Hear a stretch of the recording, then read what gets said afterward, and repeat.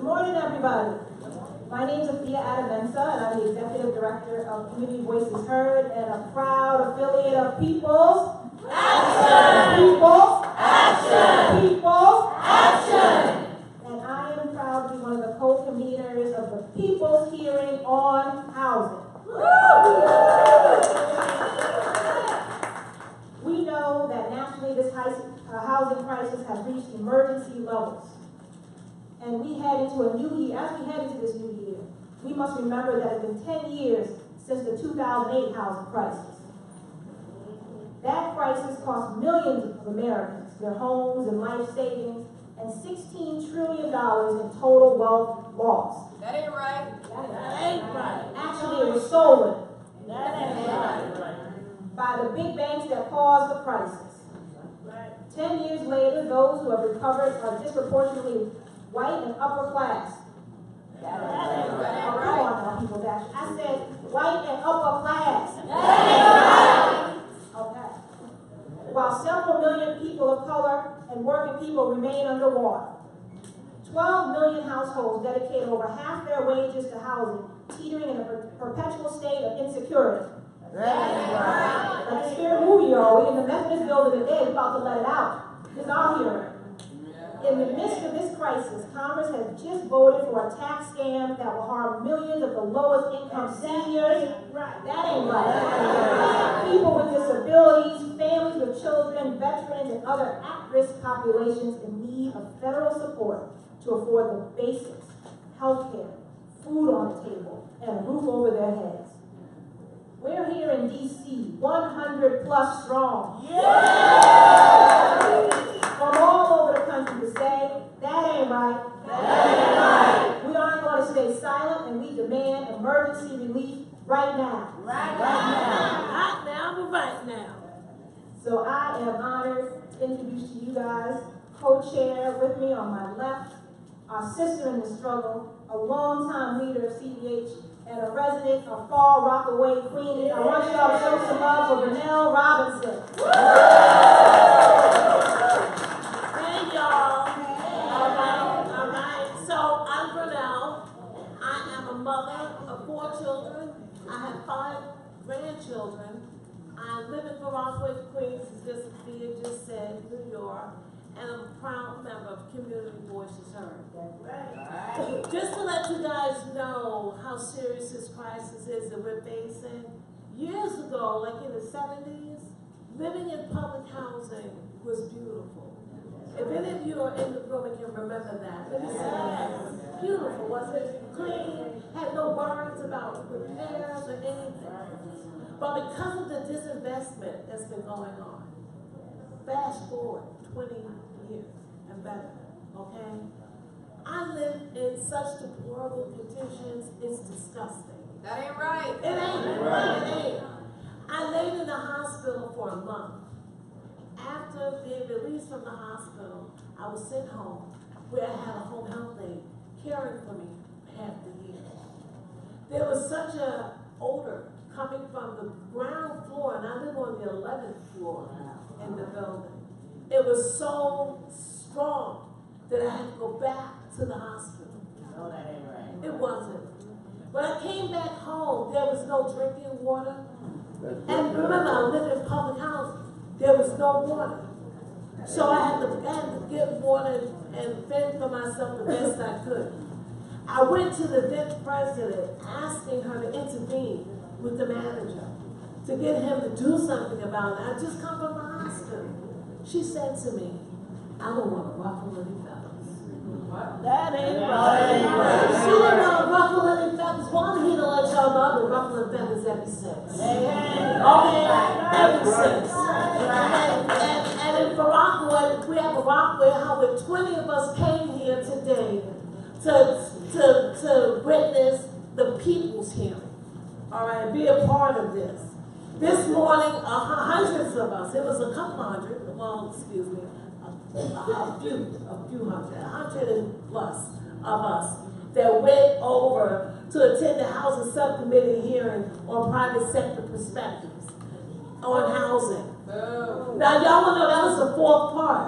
So they've been meeting people like us who are in this struggle have not been in those hearings. That ain't right. That ain't right. So while the fat cat hedge fund managers share their perspectives down the street, we're here to hold the people's hearing. Yeah. That's right. We believe that the people's closest to the problem are closest to the solution. Okay? We're glad that some of our champions will be here with us today, so they can hear from real people and to get them to commit to taking action on what it is that we want to see happen with this emergency. We're here to declare a state of emergency, and we demand emergency relief now. So with that, it is my pleasure to introduce Mr. Rico Swift from Chicago.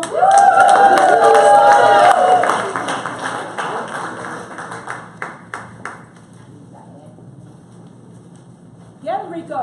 Let him know. On behalf of the People's Action Organization and my esteemed colleagues, I would like to welcome you all. How are y'all feeling today? I'm glad y'all feel it because I'm not feeling it. I had a pain in my side, arthritis in my knees, messed up on me. A bad hair day. I'm just not feeling it. And whenever this happens, I have this exercise that I do.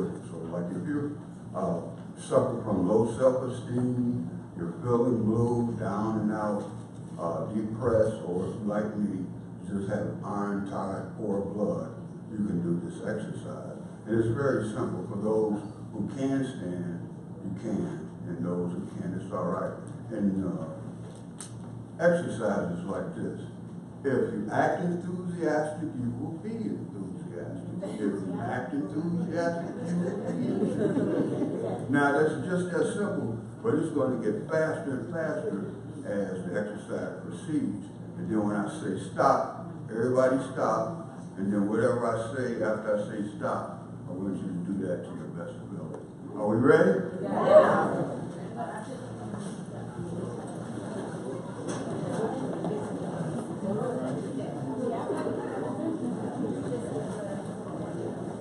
If you act enthusiastic, you will feel enthusiastic. If you act enthusiastic, you will feel enthusiastic. If you act enthusiastic, you will feel enthusiastic. Hammer time. No.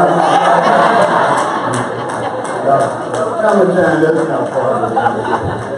I just couldn't resist. As they said, my name is Rico Swift, and I'm a leader at One Northside, based in Chicago.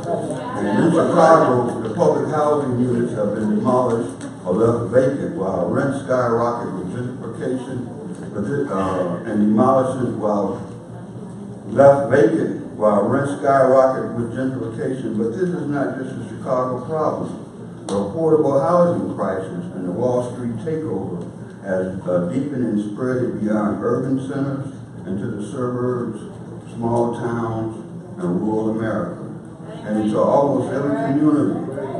And in 2017, a person working a full-time minimum wage job cannot afford a 2-bedroom apartment in any city in the United States.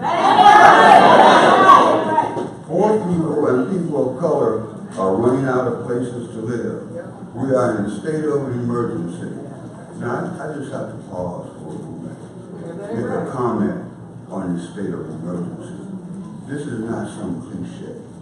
This is not a slogan part of some slick advertising campaign. What it is a clear and impending danger. Housing is a need and an unalienable right. Not having shelter is hazardous to one's health, which can, and often does, leads to death. This is an emergency. Before we get into it, I'd like to get a feel for the people in this room.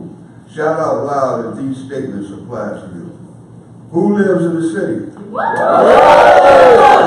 Amazing. Who lives in the suburbs? Awesome. Who lives in a rural community? Who lives in Section 8 housing? Fantastic. Who lives in the senior housing? Yay! Magnificent. And who lives in public housing? Yay! Wonderful. Okay, now shout out loud and stand up if these statements apply to you. Who faces foreclosure?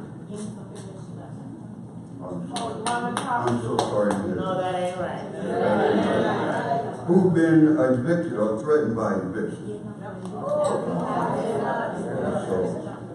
Whose home is owned by a corporate landlord?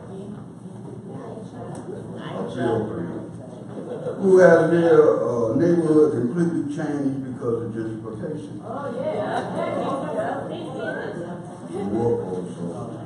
Who have had trouble making rent?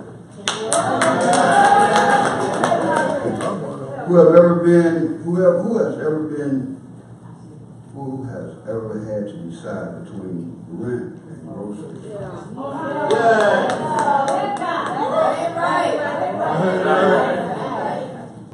We are the people who know the solution. We demand reparation and accountability. We demand reinvestment.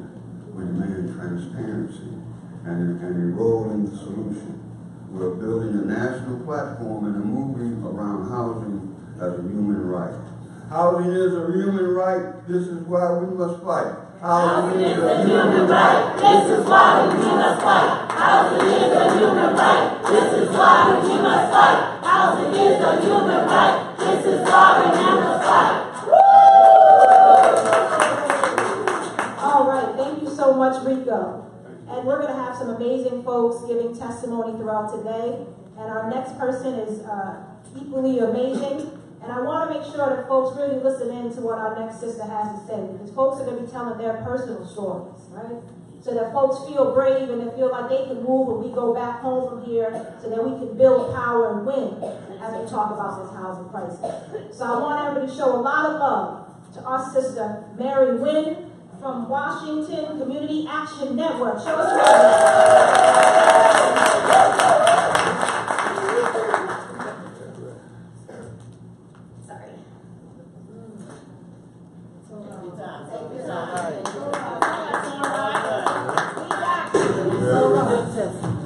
My name is Mary Lay Wynn, and I'm the Executive Director at Washington Community Action Network. We are the largest grassroots organization in Washington State with 44,000 members.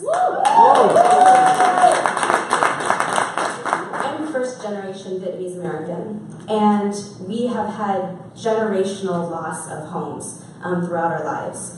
So my mother's house was burned down because she was fighting the French occupation and had to flee to Laos. When we were there, the Vietnam War happened, and then we had to flee Vietnam. So coming from a war-torn country and always struggling with finding stable housing, we came to America with the hopes that we would find that safety and that stability. And when we got here, we were told that if you got a house, that was how you build wealth in our community. That this country doesn't take your home away from you. If you are able to buy a home, you are able to keep it and keep it for generations. So as a young adult, I was going to school full-time, working full-time, and I was so proud and excited when I was able to buy a home. I was excited because it was just like my one chance in our family to actually have that stability and that safety. And like so many in our community, I was targeted and told, hey, you should refinance that loan because you will be able to sell it in a couple of years and make a huge profit. And I was like, yes, this is my one chance. And so I did it, and I couldn't afford the payments. All of a sudden, the mortgage payments started getting higher and higher. It had an 8% interest rate. That ain't right. And I just couldn't afford it. So for 3 years, I was struggling to pay my mortgage and paying for food and my bills on credit cards because I needed that roof over my head. And at the same time, you know, when it rains, it pours. And my brother lost his job, needed a house to stay in. My parents were retiring and had no pension. My sister and her 2 kids had to leave their home because Their father was selling their belongings for drugs, and so we were all just in this state of crisis. And we do what all poor families of color do, right? Like we scrap together, we come together, we find a way to survive. And so, last year, after going through many years in the foreclosure process, my house was auctioned off. And I have just never shared this story because I feel so much shame. I just feel so much shame. Like, oh, I should have read that fine print. I should have, like other people are making it work. And now I'm just angry. I'm so angry because it is not my shame.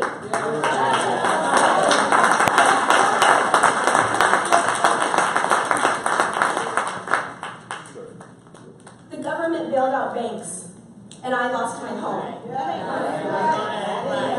I walked away with $36,000 in debt, and CEOs got severance checks. I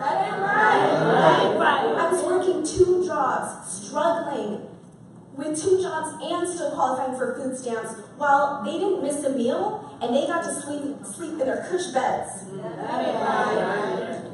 My credit is completely devastated. I can't get a credit card if I have emergencies. I can't even get a credit card for our organization. And they have countless ways to access wealth still. And I am here to say that it is not my shame anymore, it is their shame.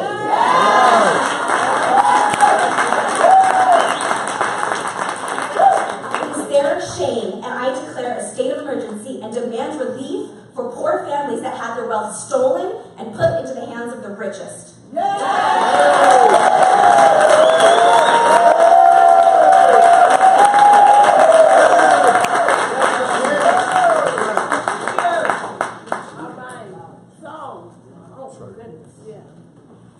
Thank you, Mary. Thank you so much for that.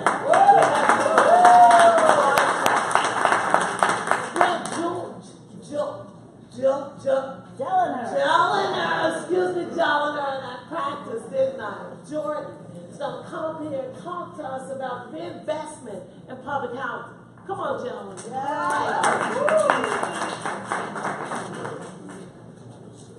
Thank you. My name is Jelliner Anna Jordan. I'm from Chicago, Illinois, the co-chair of the board of Jane Addams Senior Caucus. I'm here today because I believe housing is a human right. That's right. That's right. It shouldn't matter the color of your skin or the size of your pocketbook. You should be able to live in any place that you desire to live. You shouldn't be relegated to this corner or that corner. Housing should be accessible to all. I was born in Chicago and lived at 26 and King Drive for many years. I grew up on the South Side in segregated Chicago. My grandparents are from the South, where their grandparents were brought from the slave trade. When I was coming up, because of redlining, the South Side and the West Side was the only place black people could live. Redlining was just one of the racist systems that caused community of color like mine to miss out on generational wealth that white families were accumulating. I was one of 12 children, and finding an affordable place where we all could live was difficult. And I saw many other families who experienced the same housing insecurities. Right before I retired, after working for 40 years, I lived in a lovely apartment on the far north side of Chicago. Well, the rent kept going up and up. I knew that after I retired, I would not be able to afford it, and that I needed to find another place to live. That was my neighborhood for 7 years.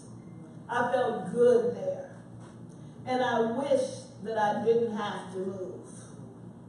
I applied for public housing and was able to get an apartment in a senior building in Chicago's Gold Coast neighborhood.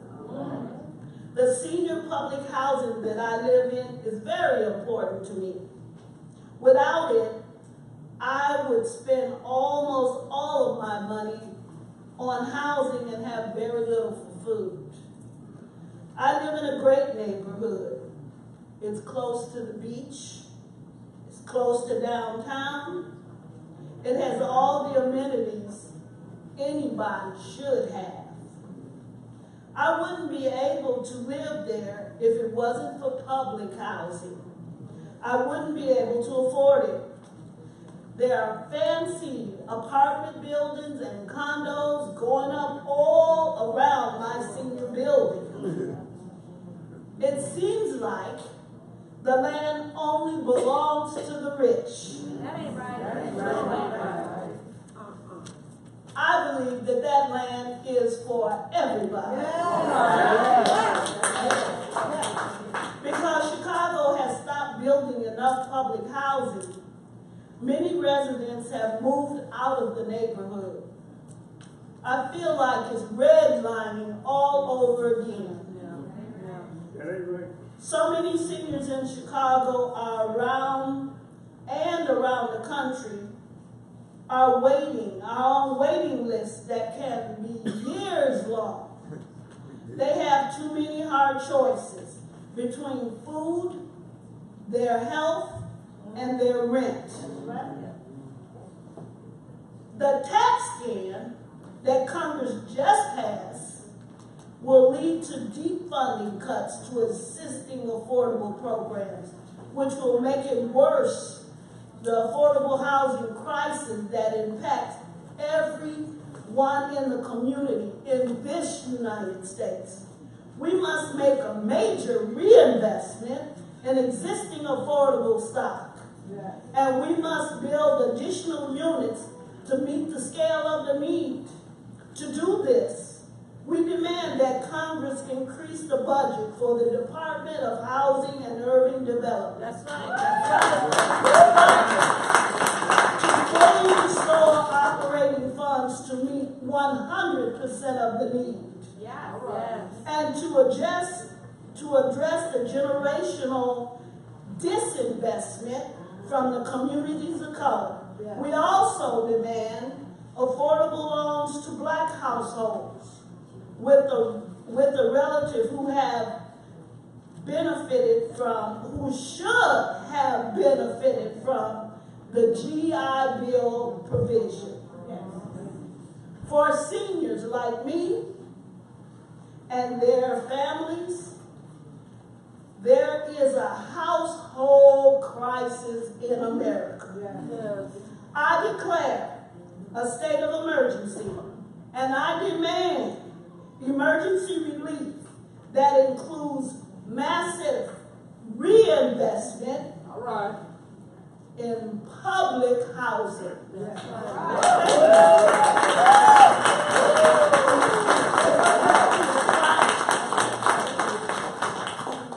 Thank you so much, gentlemen, for your story and for your power. And I saw that your story resonated with so many people here about gentrification, right? We made that neighborhood great, and now they want us to go. So many people testifying here, and these people's here, and telling stories that we know are true. We see them every day.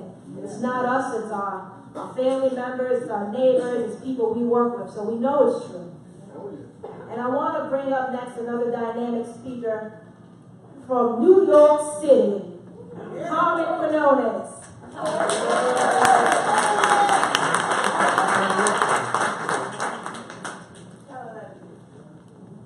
How we doing? Doing good? Well, my name is Carmen Quinones, and I'm a member leader of Community Voices Heard and the president of Douglas houses in the Upper West Side of Manhattan. When I was 14 years old, there was a fire in my building apartment, and our home was destroyed. We wound up in the Red Cross for 2 years. It was through public housing that we regained our stability and our respect. I now have been living in Douglas houses for 37 years.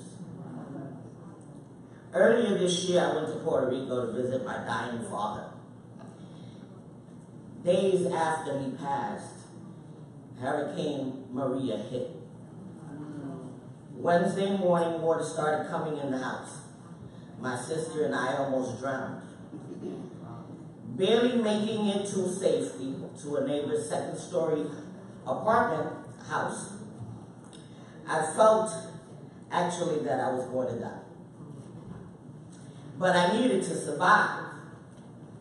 After the storm, we looked out the window, and for miles and miles, all we saw was dirty water, no houses.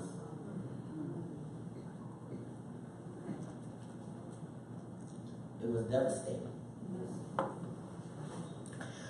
Over 800 people have died from the unnatural disaster in Puerto Rico.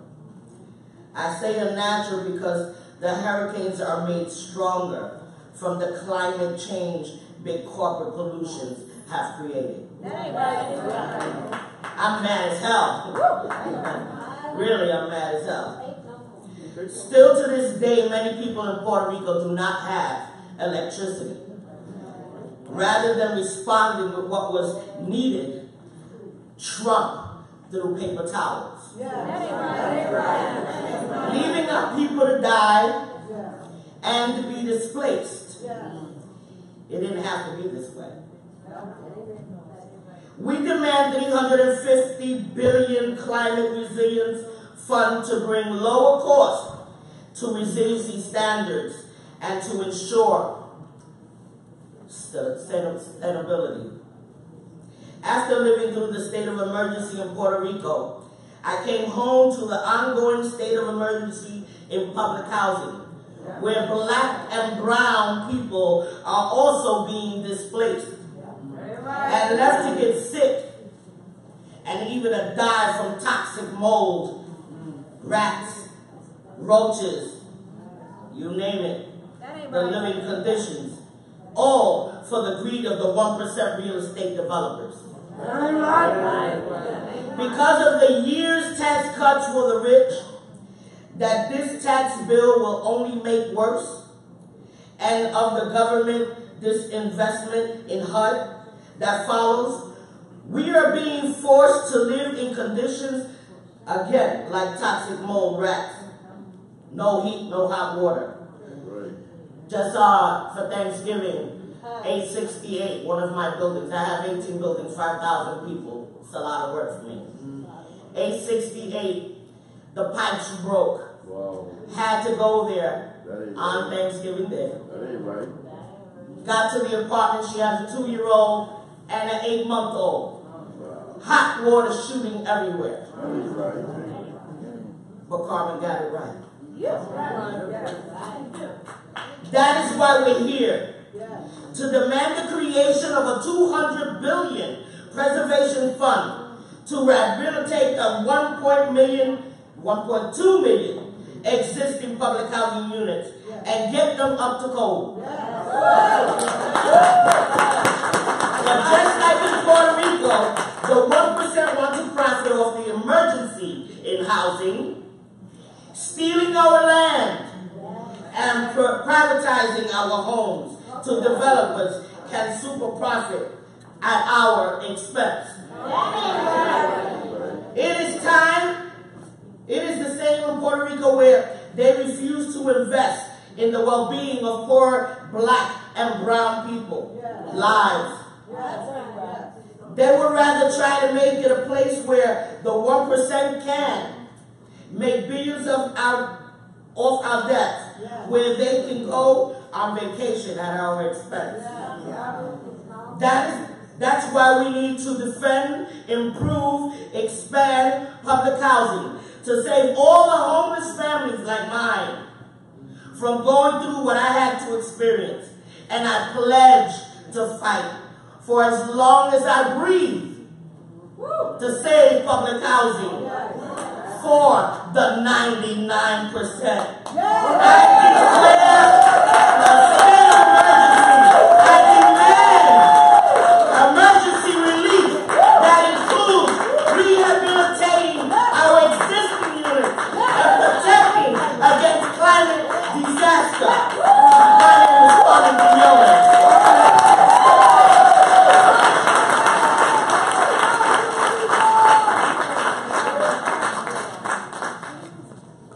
Oh, Carmen, thank you so much. And I know personally what that's like. Okay, because in Barack, when Sandy hit, okay, I literally saw when the ocean and the bay met at the light, at the intersection, and the water spewed on down up the road. Now, we are still suffering from the effects of Sandy because we had problems before Sandy hit. We were living with mold, we had asbestos, and it's exacerbated now by so many other toxic problems. You know, so we all call this is a state of an emergency. We're going to hear from Daisy Vega and Luz Velez, who's going to be the interpreter. From Los Angeles, yes. Gracias, buenas tardes. Mi nombre es Daisy Vega. Soy de la organización Power, soy líder y soy organizadora voluntaria en lo que es viviendas públicas. Estoy casada con un cubano de La Habana, algo loco. Tengo 3 hijos, dos salvadoreños y hay un americano. Le digo que él es un mixi de países, de El Salvador, Cuba y americano. Yo voy a decirlo en español y mi amiga lo va a leer en inglés. Yo voy a hacer la emoción y ella va a decir la She historia. wants you to know that she's going to speak, she's going to do the emotional stuff, but I'm going to give you the meat of what she's saying. So just bear with her talking in Spanish and then we go into the English. Okay, because we understand. Yo me he beneficiado con la vivienda pública. Cuando yo estaba viviendo en una vivienda privada, pagaba más de $1,000. Cuando metí aplicación para vivienda pública, fue como mi tabla de salvación. De pagar $1,000, pagaba $400. Eso fue cambiando mi estilo de vida. Tuve la oportunidad de comprar un carro, tuve la oportunidad de comprarle mejor comida a mis hijos, comprar un radio que ansiábamos, una computadora, y fuimos haciendo cambios que mejoramos gracias a la vivienda pública. Después mi estatus cambió y me casé. Cuando me casé, estábamos de acuerdo de pagar una renta del 30%, 35% estaba fine para nosotros. Pero después las políticas de aquí de Washington hicieron cambios en lo que son las rentas más altas y fueron haciendo cambios de 40, 50, 60. Ahora se paga 95% en las viviendas públicas. Esto provocó un caos de desesperación para nosotros los inmigrantes que no tenemos papeles, somos familias mixtas, nos llama housing, la vivienda pública, y por eso pagamos una penalidad extra de dinero. Esto nos hace que el pago mínimo que tengamos no sobrevivimos con las rentas tan altas que tenemos. Pero esto ha causado un caos para todos nosotros como latinos, como afroamericanos y como personas asiáticas y minorías. Un totalmente desalojo masivo diario en los 14 proyectos que tenemos. E incluso hasta el abogado de Santa Mónica, afuera de sus labores, está trabajando con nosotros para parar tanto desalojo de vivienda pública y privada. Todo esto es a raíz de estas políticas que ellos están tomando sin tomar en cuenta a las personas de bajos recursos y de low income. A diario trabajamos con muchas mamás solteras y papás solteras. Entiendo a Mary. Yo lloro, mi corazón llora. Digo, no más, dejo esto. Pero sigo trabajando y sigo luchando para tratar de dar una vida mejor a nuestras familias. Esto es una emergencia nacional de vivienda. Por eso estamos tratando de decirle al gobierno que invierta $200 billones para parar lo que son los desalojos injustos, familias completas viviendo en la calle, niños, ancianos, desalojados. Todo esto pararíamos con mejorar nuestras viviendas y las organizaciones e incluso. Le voy a dar la voz a ella para que se les explique en inglés. Gracias. ¡Sí se puede!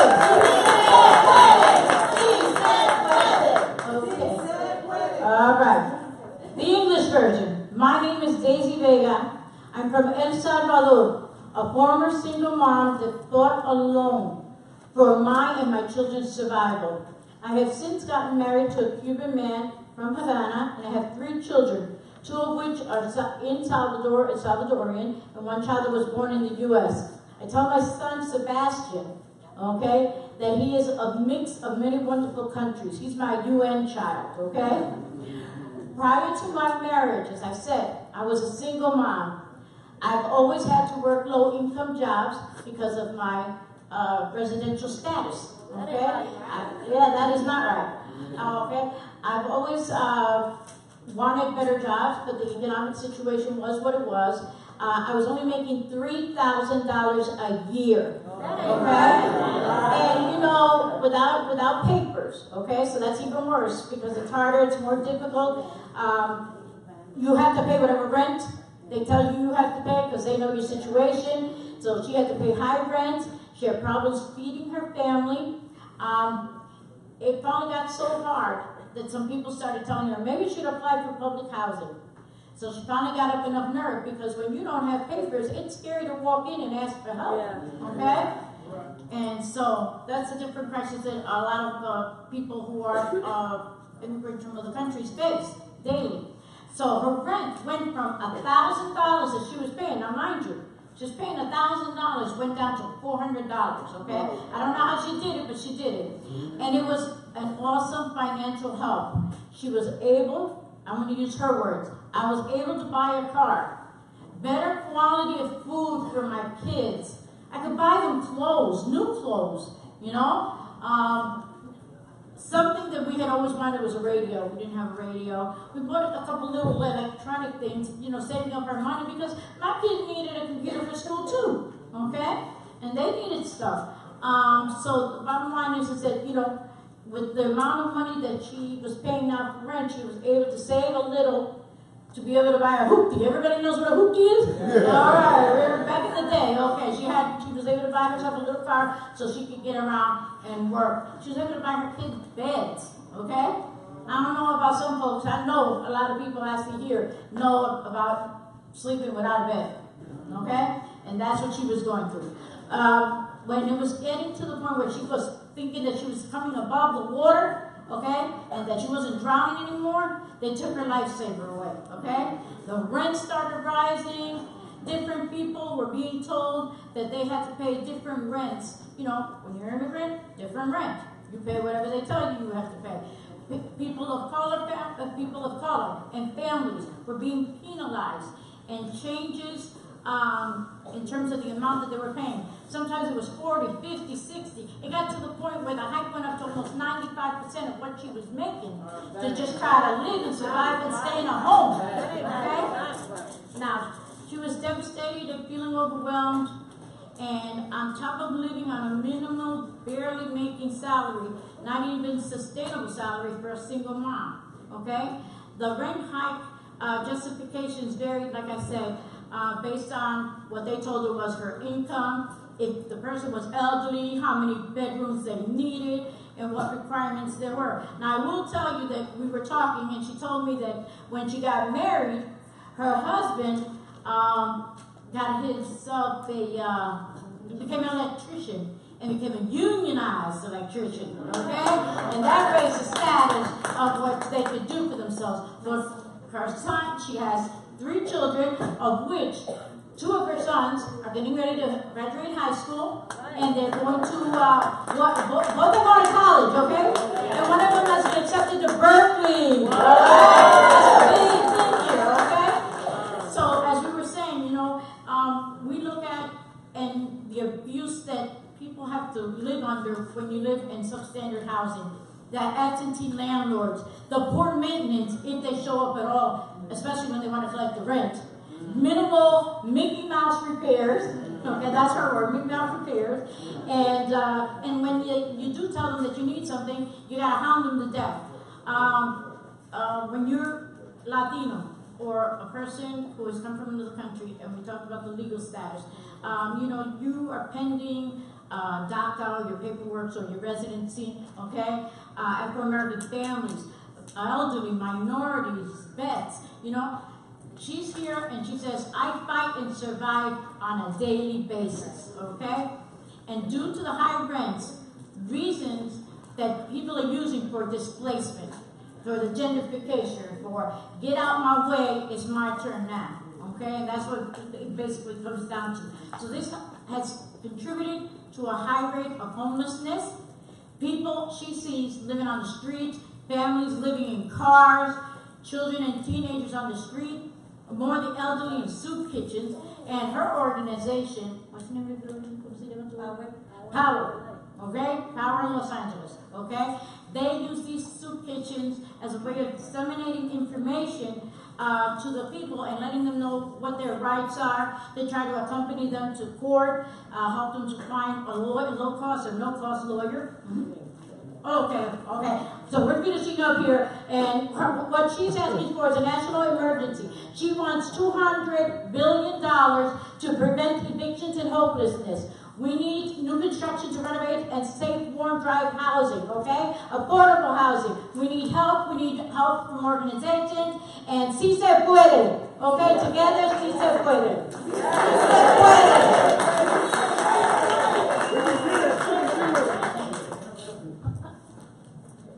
That's not good. Thank you, Daisy. Thank you so much for your powerful testimony. And you know, we have some allies in this fight. And we're glad that they came here today to the Rio hearing so they can hear straight from their constituents and straight from so many of you. I want to introduce and I want you guys to show some love for Representative Jan Schakowsky, a great state of Illinois.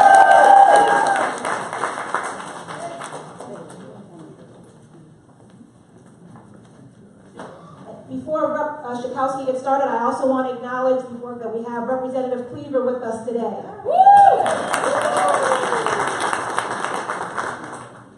Emmanuel Cleaver gives us a 5-minute message every week of inspiration, and I'm sure you'll find him amazingly inspiring today as we fight for affordable housing. I want to tell you that I want to join People's Action for People's Hearing on Housing. I'm so proud of you, and I especially want to welcome One Northside from Chicago. Where are my Chicago folks? Some of you, I go back a long way in this fight. Some of you may have at least heard the name of Gail Sincata, one of the first fighters. That's how far back I go in fighting for affordable housing, and I'm never going to quit. I like to say, I'm old, but I was made for this moment. So I don't have to tell you, we've been short of quality affordable housing for a very long time. But earlier this year, the U.S. Department of Housing and Urban Development reported that 43% of Chicago households either pay unaffordable rent or live in substandard conditions because they can't afford it. That's nearly half of the residents of Chicago, and Chicago is not alone. You know, I sit on the budget committee, and that is something to see. We looked at first the president's budget, and it would cut homeless assistance grants by $133 million and would put the housing of 25,000 Americans at risk. It would eliminate 250,000 housing choice vouchers. That ain't right. Cut supportive housing for people with disabilities by 20%. The cruelty, the meanness genius of this president and his budget. And while he proposed increased funding for housing for the elderly, that increase is just not even enough to handle the increased demand. The president's budget would eliminate programs that local communities use to address housing needs. How about he wanted to cut out the community development block grant, the home investment partnership, the housing trust funding? I mean, unbelievable. So if enacted, the president's budget would mean fewer housing units being built, less help for Americans who are struggling, and we have to make sure that budget doesn't pass. So the president has a budget director. Now he's also acting head of the Consumer Financial Protection Bureau, which he wants to destroy, right? Mick Mulvaney, and I tell you, at the Budget Committee, it's in a U shape, so we're looking right at the Republicans. The Democrats are sitting. If you could see the contempt that they have for poor people, that just drips from their lips. It is really terrible to watch. And yet, Mick Mulvaney says this is really a compassionate budget because it's going to help people get off of the dole. Can you imagine? Okay, 2 minutes. I see that. Okay. So the GOP tax scam that we're dealing with right now is also putting housing funding in jeopardy, slashes affordable housing at Section 8, rental assistance by $37 billion.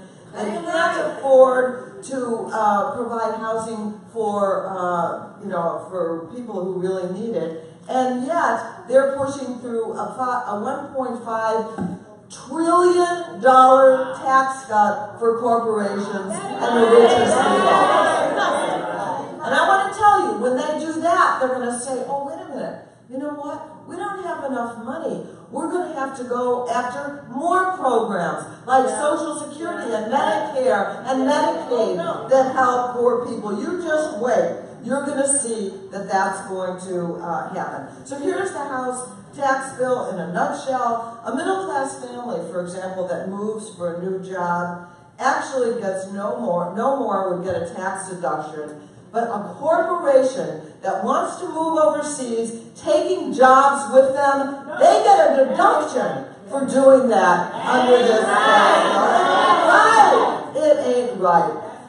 So I'm going to try and get to the end here. Here's how I want to end.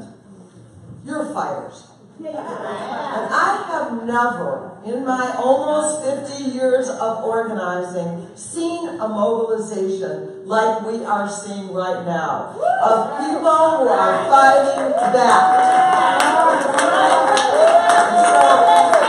And so when I ask you, how you feeling today, you say powerful. How you feeling today? Powerful. And I believe in every cell of my body that when we fight, we win. When we fight, we win. When we fight, we win. And let's do it, organizers.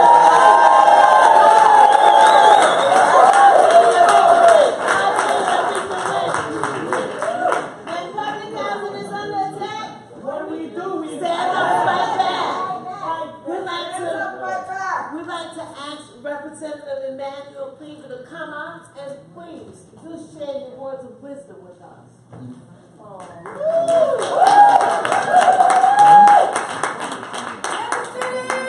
Yeah. I'm the only one. Jen Chakowski is a father. I'm glad to follow her. Because she's been doing it a long time and will continue to do it. I apologize. I've been struggling about 4 weeks for whatever this is. It's not contagious. Don't get scared. Some of you walked into our committee hearing today, and I appreciated you coming in. You left too early. Threw us out. They told us that we cannot do that there. We could go to jail, so. That ain't right. That ain't right. It was either sit down and take off the signs, we couldn't do that. Well, Those are your colleagues, though. Well, no, those are my colleagues. I'm not sure who gave that order, but The red shirt, white lady in the front. Blonde. That's okay, it's my turn. Anyway, There were girls that were guiding the people that were coming in. yeah. Girls that were guiding the people that were walking in. They were not rude. Well, let me apologize for the crazy people. They were not rude. They gave us respect. They came up to us very nicely. Yeah. Well, I was wondering why everybody left, and I'm the ranking member, so I have to be there to make sure that the chair doesn't go off the reservation. But look, let me first of all thank you for coming and for being involved in trying to change this country to make it a better place. And I come from a family of activists and people who've been out here. I had two cousins, both of them had major members of the Black Panthers, both Eldridge Cleaver, my big cousin, and Pete O'Neill, who is the only exiled Black Panther right now. He lives in Arusha, Tanzania, and can't come home. That's another whole story about justice. But let me just tell you, I grew up extremely poor. We were so poor that our dog ran away to the dog pound.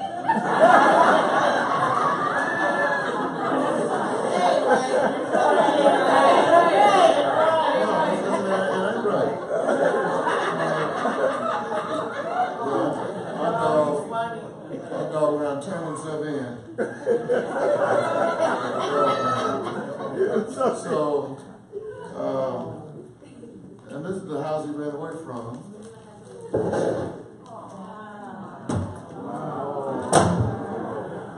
I lived in this house with my mama, my daddy, and my three sisters for 7 years. There is no running water. There is no electricity. My grandmother lived in the house, you can barely see it, next door. It still stands. I took my children down so they could see it. And this is just outside downtown Dallas, Texas.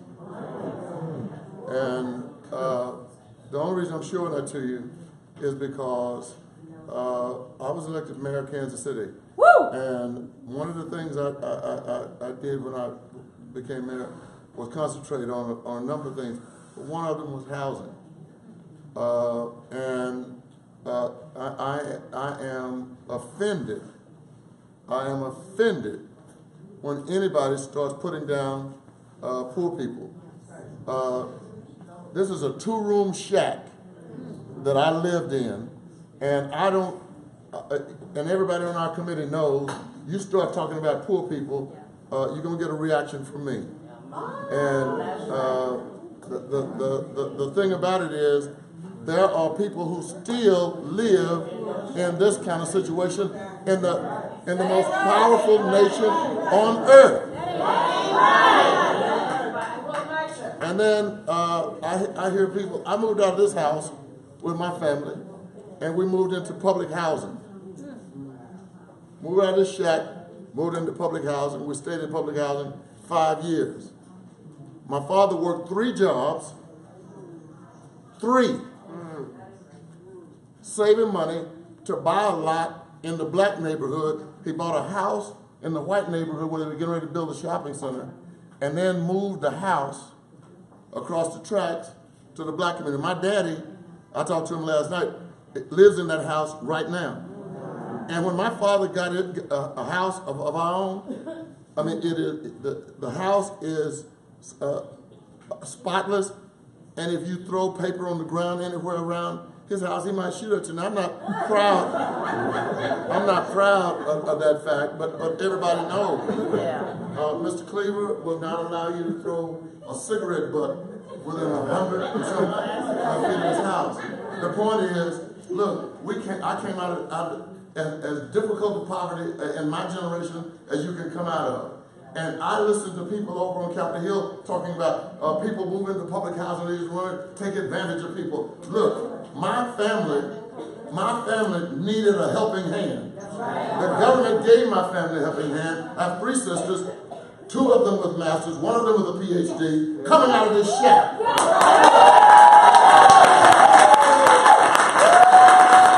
And so, look, we've got to fight for housing. Right now, in the United States of America, we've got somewhere in the neighborhood of 50,000 people sleeping on the streets every single night.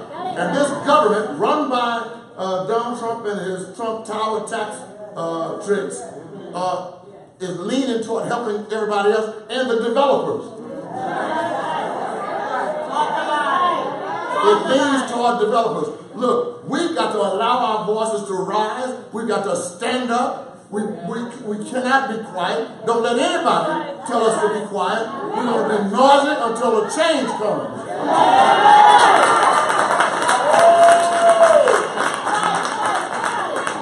Trump better be glad she got told me I have to stop.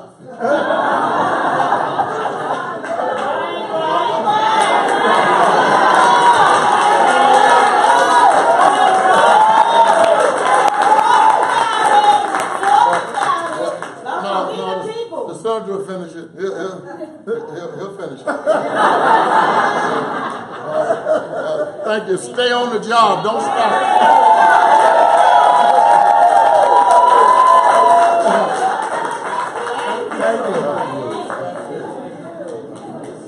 So we want to thank Representative Cleaver and Representative Schakowsky. And we want to bring up another one of our allies in this struggle for affordable housing and fighting with us against this housing crisis, Senator Bernie Sanders.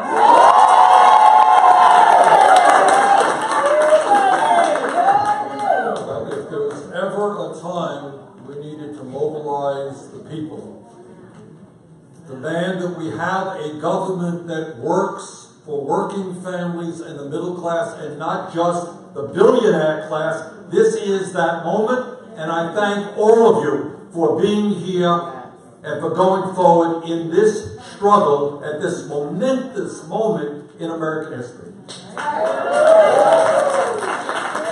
Now, the apartment that I grew up in Brooklyn, New York, was somewhat in better shape than what the congressman grew up.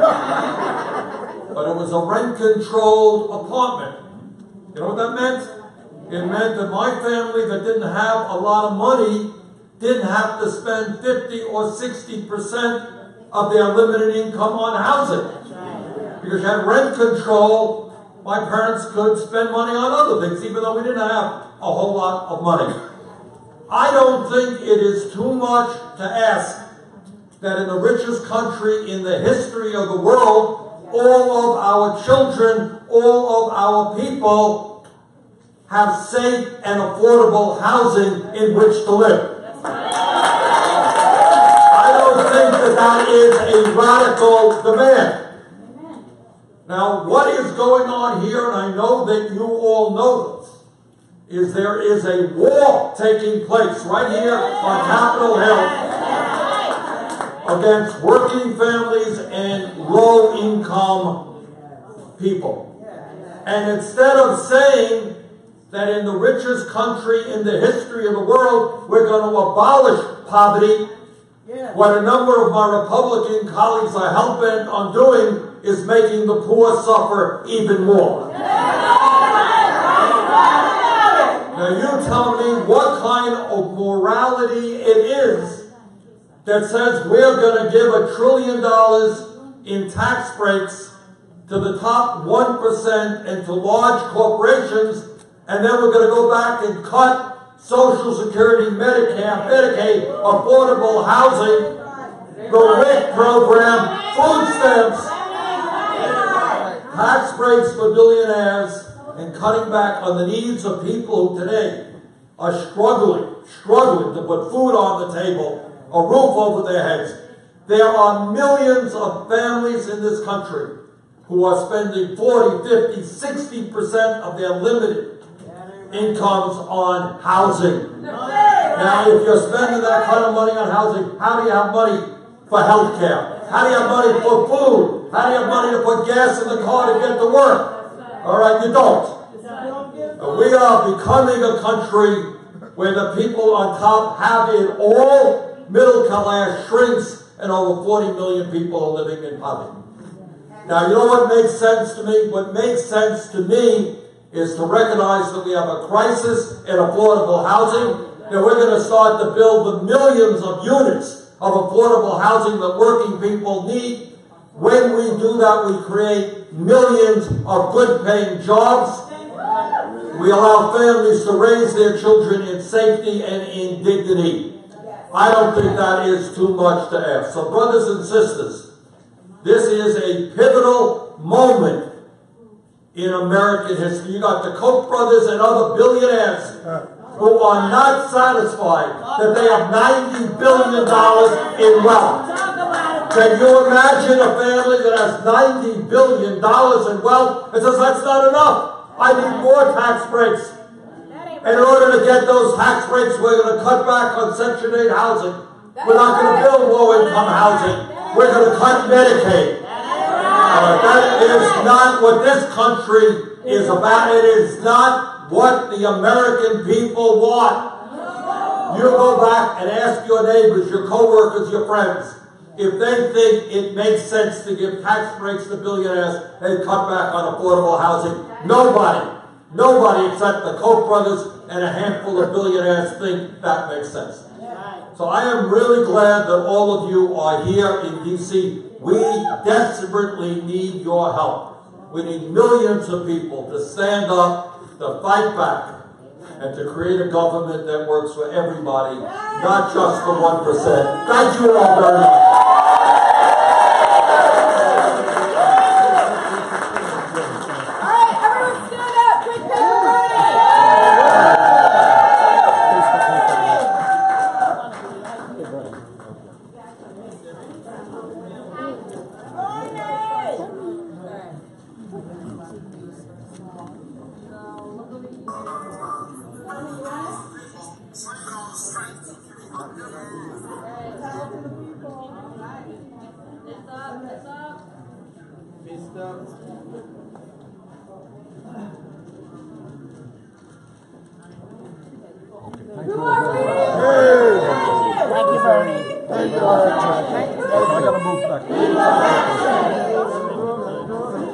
Mr. Bernie. You don't have to chase him, he's running. He's stopping.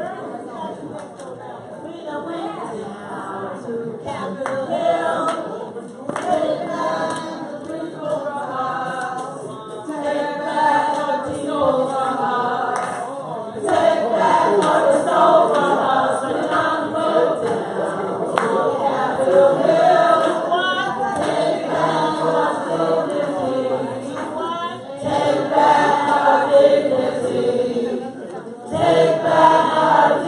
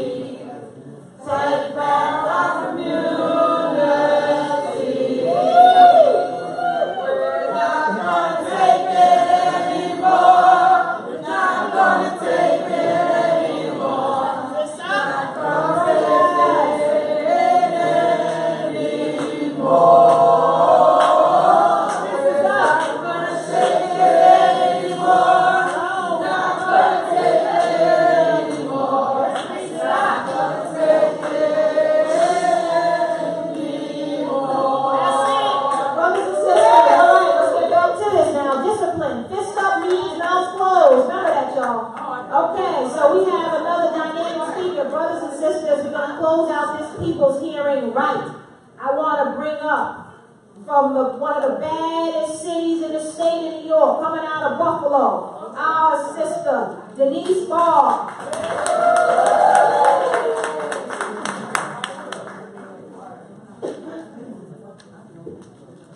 I want to say, by the grace of God, I'm so grateful to be here today. There's no place else that I would rather be than right here today. I am grateful. I want to also say that I'm grateful to the people that have come together on this day and form one body and one voice, because it's no small thing when we come and stand up together in unity and we show ourselves that we are demanding, and they better listen to what we're demanding too. So thank you to everybody for being here today, and thank you for inviting me. I am extremely grateful. Buffalo, New York in the house? Yeah! All right. For those of you that are not in the know, one of the top 6 most segregated cities in the nation, one of the top 6 poorest cities in the nation, some of the oldest housing stock in the nation, but I love my community. I live in a community of people that have been vested. They have lived there 50 years and up. We live in a neighborhood where there's a lot of family members. Even when people have passed on, they pass the houses in the family. And that happened with my house. My house is about 118 years old. Been in my family for more than 70 years. I personally lived in my house now for about 22, 23 years. My kids, for the most part, have grown up. My second set of kids have grown up in this house, and I'm grateful to live there. I'm grateful that my children have had the experience of living there. I want to talk about how we are a community of aging people. These are senior citizens. This is, if you know about the Bethlehem Steel generation, this is the Bethlehem Steel generation. This is the Ford plant workers. These are the factory workers who worked hard, and they built wealth enough to buy homes in a community that used to be mostly German and immigrant populations. There were fruit trees that were in our community. People that are a little bit older than me remember that, and we're back to building that community by planting fruit trees again. I want to say that I have to come and I have to represent this community, because I hear this clock ticking in my head all the time, that these people are aging out.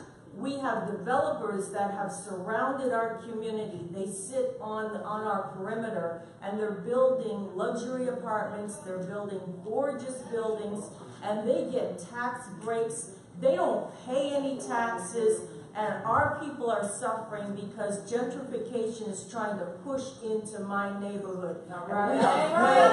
We are fighting hard to say, you know what? These people have poured their resources and still continue to pour their resources into the city. They pay their taxes. They've maintained this community. They've taken care of what they're supposed to take care of. And you don't have a right in their old age to push them out of their houses. You don't have a right to take their land from them. The city, you know, this is the problem with the cities around us and those that work in government offices to an extent. They don't understand that the land belongs to the people. They may have titles and deeds for this land, but the land does not belong to them. It belongs to the people. We live in a city where our illustrious mayor, who just before the elections came up in November, had our properties reassessed because he didn't want to say that he was changing our taxes, but they're changing our taxes. And then you add, in addition to that, how, you know, you have people that are living on benefits. They are living on an income that comes in once a month. So now you've got these people that are coming around trying to hand out violations, property violations, all kinds of nonsense that's going on.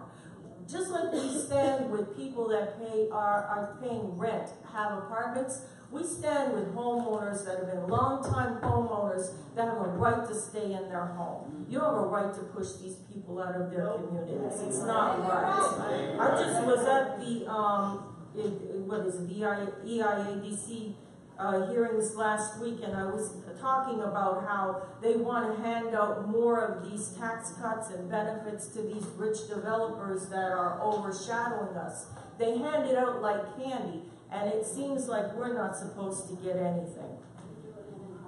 In a neighborhood where houses have been assessed at $26,000, $30,000 to $50,000, and people are paying $1,500 a month in rent, that ain't right. That ain't right.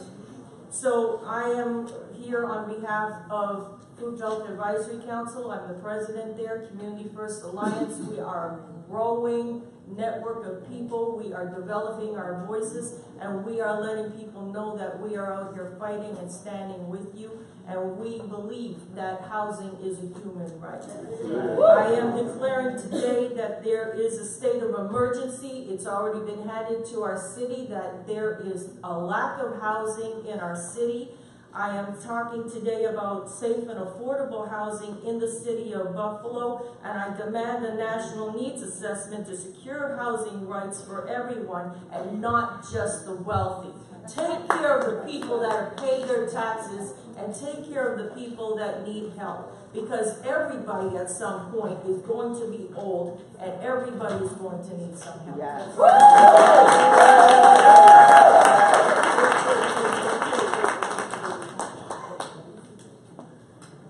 All right, thank you so much, Denise. Thank you, and thank you, Push Buffalo. So, we've had some amazing speakers today, right? We had some amazing folks today, right? Heard testimony from our brothers and sisters across the People's Action Alliance who told us stories about this housing crisis being real. So let's think a little bit about what we've heard today, okay?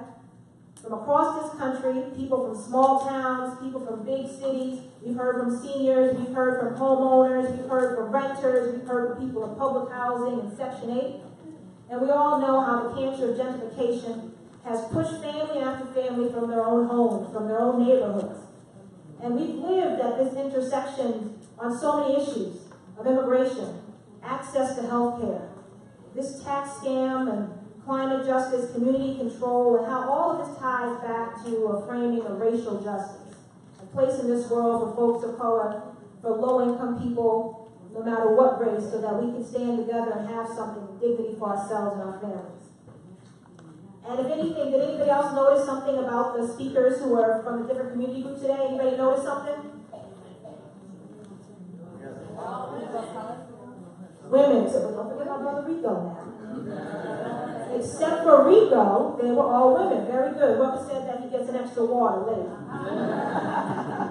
So, you know, we talk about intersectionality, but the housing crisis is also a gender justice issue, right? We know that it's mostly women who are hit the hardest by this housing emergency. We've all lived a lot of problems, which means that we're experts. We are the wisest people in the country on this housing issue. Y'all don't believe it? Yes. I believe it. Who was the expert on your life? We are. That's right. And that's why we put this emergency relief package together. And we want to hear a response from some of these electeds who were here and others who weren't and should have been. We need to hear what their response is to our demands. And I want to bring up Tara to kind of recap our demands and bring some closing commitments. I also want to take a second of private privilege and ask everybody just give Tara an amazing round of applause.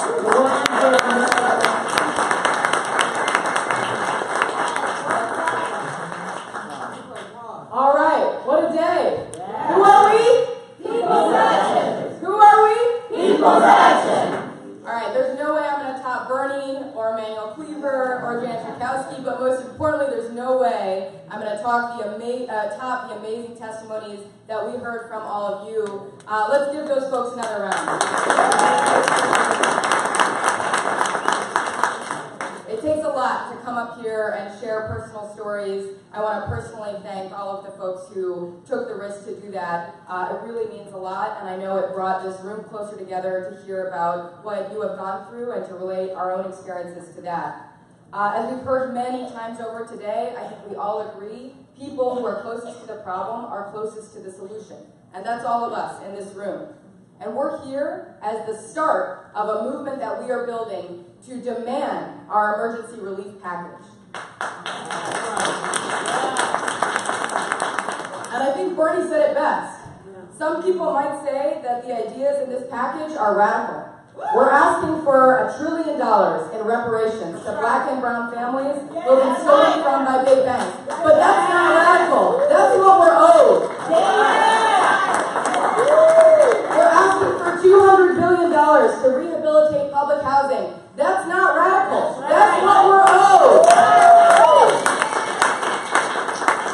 We're asking for a climate resiliency fund, and that is not radical. That is what we're owed.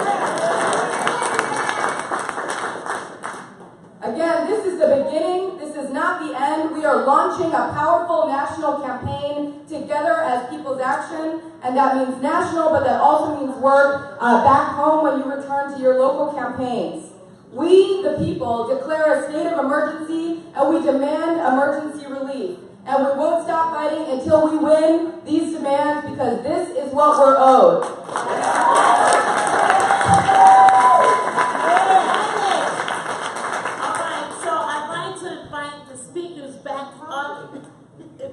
Guys wouldn't mind coming back up.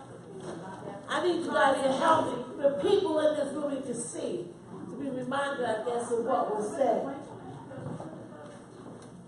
Woo!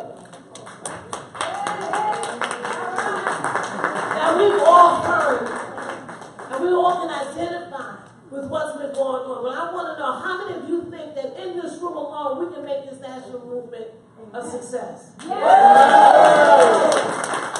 So I want to know who's going back home to organize for housing justice. Yeah. Now, y'all saying y'all going to go back, but we're talking about really going back to begin to really organize in our communities more than what we were doing before. We have to. All right? So that's great. Okay. And who's going to organize for this emergency relief package? Who's going to do that? We are. Exactly. We are. We're going to go back home to demand that our members of Congress does a people's hearing on housing back at home. Just like we've done here, we can do that back home. And keep, I know you're going to be down with me when we get to Congressman Meeks and everybody else from Barack. The 20 of us that are here. We're committed to do that. And I hope that everybody else in this room is committed to do the same thing. All right. Congressman Gregory Meeks. Is he supposed to be here? Well, that's how we're going to go. We'll go back to him. He said he was coming. And remember, it's on us to organize back from home, like I just said. But it's our elected officials who are really going to bring it home. All right? They're the ones who are on Capitol Hill. We put them in office. We have to push them to do what it is we need for them to do. Now, for them to be unafraid when they go back on the hill. That's right. We have to push them, guys. We have to really get involved to do that. So, I'm trying to think of a chant. We can win. Okay, what do we want? Justice. When do we want it? Now. What do we want? Justice. And when do we want it? Now. And here's another. I believe that we can win. I believe that we can win. I believe that we can win. I believe that we can win. I believe that we can win. I believe that we can win. You have to believe it. You have to believe it. You have to believe it, guys. Si se puede. Si se puede. Si se puede. Si se puede. We'll never be divided. That's my goal. United. We'll never be divided. The people united. We'll never be divided. The people united. We'll never be divided. The people. All right, guys. Before we wrap this up today, we're going to give ourselves a big round of applause.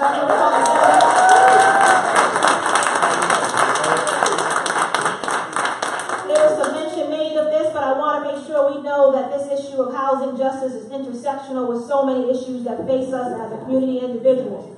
And we'd be remiss if we didn't acknowledge our brothers and sisters who are here for a Clean Dream Act today. So we stand in solidarity Clean Dream Act now. So, brothers and sisters, we're going to be orderly in a moment because we're going to do lunch and an important debrief right here. So we're going to close this out. We're going to go home and we're going to do the work. When I say go home, you say do the work. Go home. Do the work. Go home. Do the work. Go home. Do the work.